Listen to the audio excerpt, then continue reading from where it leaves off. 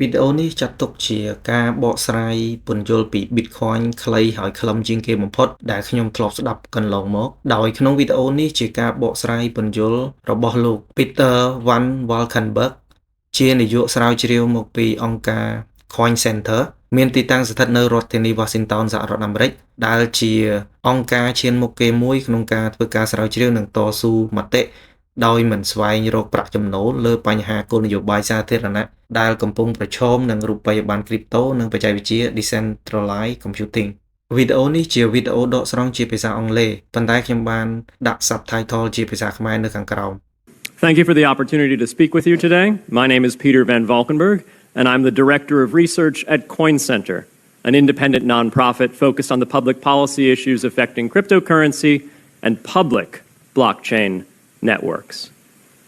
What is Bitcoin? Bitcoin is the world's first cryptocurrency, and it works because of the world's first public blockchain network. What does Bitcoin do? It's simple. It lets you send and receive value to and from anyone in the world using nothing more than a computer and an internet connection. Now, why is it revolutionary? Because unlike every other tool for sending money over the internet, it works without the need to trust a middleman. The lack of any corporation in between means that Bitcoin is the world's first public digital payments infrastructure. And by public, I simply mean available to all and not owned by any single entity.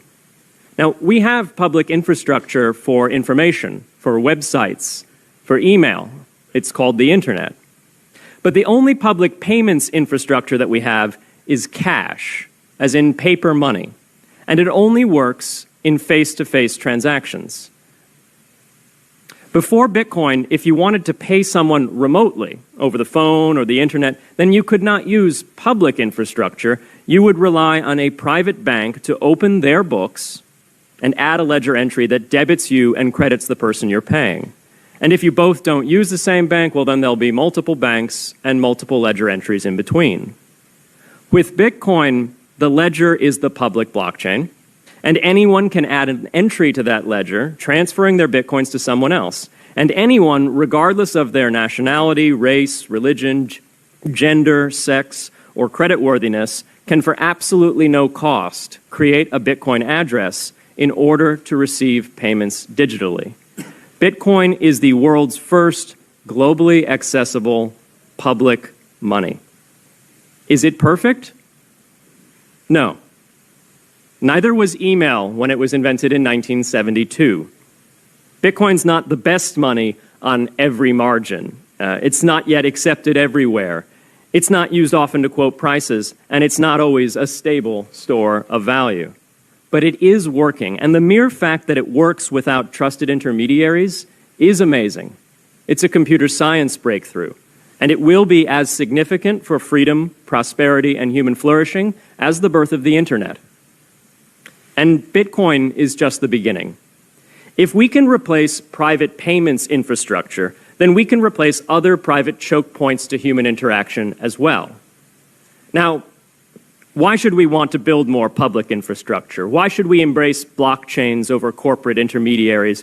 Why should we tolerate their inefficiencies and work to make them better? Why should we want the pioneers of this technology here in the United States and not fleeing overseas? A simple reason.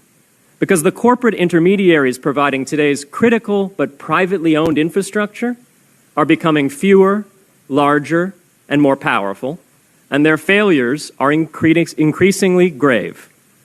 So roughly half of all Americans, 143 million people, had their Social Security numbers exposed to hackers because of a breach at Equifax. The SWIFT network has relayed hundreds of millions of dollars in fraudulent transactions because of hacked member banks in Bangladesh, Vietnam, Ecuador, and Russia. The FBI suspects now that the largest of these hacks was perpetrated by North Korea. Corrupt, low-level employees at an Indian bank, Punjab National, were able to fraudulently certify SWIFT messages stealing $1.8 billion. It's the largest electronic bank robbery in history. In fact, it's the largest bank robbery in history. In October 2016, An estimated 1.2 million internet-connected devices were hacked and turned into a botnet that for several hours made prominent websites unavailable across Europe and North America, including CNN and Fox News, the New York Times, and the Wall Street Journal. Increasingly, physical machines are being connected to the internet to augment their capabilities.